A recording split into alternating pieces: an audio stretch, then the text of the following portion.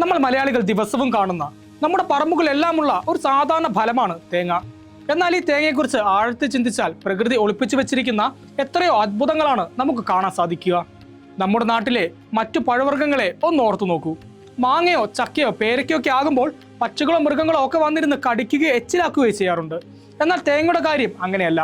പ്രകൃതി അതിന് നൽകിയിരിക്കുന്നത് കട്ടിയേറിയ ചിരട്ടയും അതിനു പുറമേയുള്ള കനത്ത തൊണ്ടുമാണ്.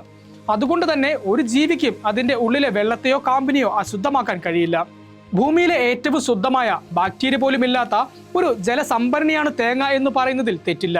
തെങ്ങിൻ ചുവട്ടിലെ വെള്ളം പ്രകൃതിദത്തമായ ഫിൽറ്ററേഷൻ പ്രക്രിയയിലൂടെ മുകളിലേക്ക് എത്തിയാണ് തേങ്ങയ്ക്കുള്ളിൽ ശേഖരിക്കപ്പെടുന്നത്. ഈ പരിശുദ്ധി തന്നെയാണ് നമ്മുടെ ആത്മീയ ചടങ്ങുകളിലും പൂജകളിലും തേങ്ങയ്ക്ക് ഇത്രയേറെ പ്രാധാന്യം നൽകാൻ കാരണം. നമ്മൾ ഏത് ശുഭകാര്യം തുടങ്ങുമ്പോഴും അല്ലെങ്കിൽ ക്ഷേത്രങ്ങളിൽ പോകുമ്പോഴും തേങ്ങ ഉടയ്ക്കാറുണ്ട്. അങ്ങനെ ഉടയ്ക്കുമ്പോൾ അതിൽ നിന്ന് ലഭിക്കുന്ന വെള്ളം വെറും ഒരു വെള്ളമല്ല, മറിച്ച് പ്രസാദമായാണ് നമ്മൾ സ്വീകരിക്കാറുള്ളത്. ആത്മീയ വശങ്ങൾക്കപ്പുറം ഇത് നമ്മുടെ ശരീരത്തിന് ഉന്മേഷവും ആരോഗ്യവും നൽകുന്ന ഒന്നാണ്. കടുത്ത ചൂടിൽ നിന്നും നിർജ്ജലീകരണത്തിൽ നിന്നും ശരീരത്തെ രക്ഷിക്കാൻ ഇതിലും മികച്ചൊരു പ്രകൃതിദത്ത എനർജി ഡ്രിങ്ക് വേറെയില്ല. പൊട്ടാസ്യം, മഗ്നീഷ്യം തുടങ്ങിയ ധാതുക്കളാൽ സമ്പന്നമായ തേങ്ങാവെള്ളം രക്തസമ്മർദ്ദം നിയന്ത്രിക്കാനും സഹായിക്കുന്നുണ്ട്. അതുപോലെ തന്നെ തേങ്ങയുടെ കാമ്പിൽ അടങ്ങിയിരിക്കുന്ന ലോറിക് ആസിഡ് നമ്മുടെ ശരീരത്തിന്റെ രോഗപ്രതിരോധ ശേഷി വർദ്ധിപ്പിക്കുന്നു. അമ്മപ്പാലിൽ മാത്രം കണ്ടുവരുന്ന ഈ സവിശേഷ ഘടകം തേങ്ങയിലുണ്ട് എന്നത് പ്രകൃതിയുടെ മറ്റൊരു വിസ്മയമാണ്. നമ്മുടെ പുരാണങ്ങളിലേക്കും ഇതിഹാസങ്ങളിലേക്കും നോക്കിയാൽ തേങ്ങയ്ക്ക് വലിയൊരു സ്ഥാനമുണ്ട്.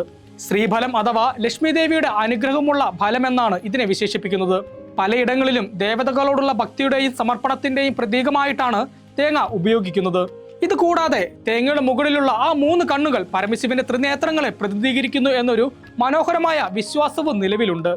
മൂന്നാമത്തെ കണ്ണ് ജ്ഞാനത്തിന്റെ പ്രതീകമാണ്.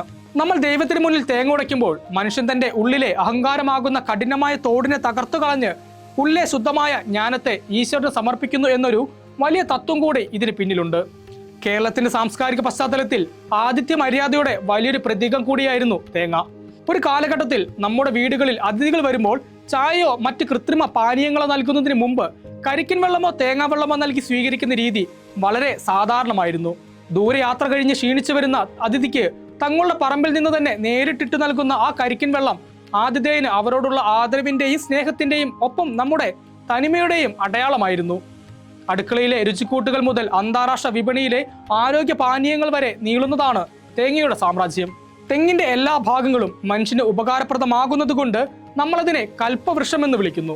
ഇന്നത്തെ കാലത്ത് പ്രകൃതിദത്ത ഭക്ഷണങ്ങളിലേക്ക് ആളുകൾ മടങ്ങിക്കൊണ്ടിരിക്കുമ്പോൾ തേങ്ങാവെള്ളത്തിനും വെളിച്ചെണ്ണയ്ക്കുമൊക്കെ ആഗോളതലത്തിൽ വലിയ പ്രാധാന്യം ലഭിച്ചുകൊണ്ടിരിക്കുകയാണ്. ബാഹ്യമായ കാഠിന്യം ഉള്ളിലെ ശുദ്ധിയെ സംരക്ഷിക്കുന്നത് പോലെ നമ്മളും ഉള്ളിൽ എപ്പോഴും നന്മയും ശുദ്ധിയും സംരക്ഷിക്കണമെന്ന വലിയൊരു സന്ദേശം കൂടി പ്രകൃതിയുടെ ഈ അദ്ഭുത ഫലം നമ്മെ ഓർമ്മിപ്പിക്കുന്നുണ്ട്.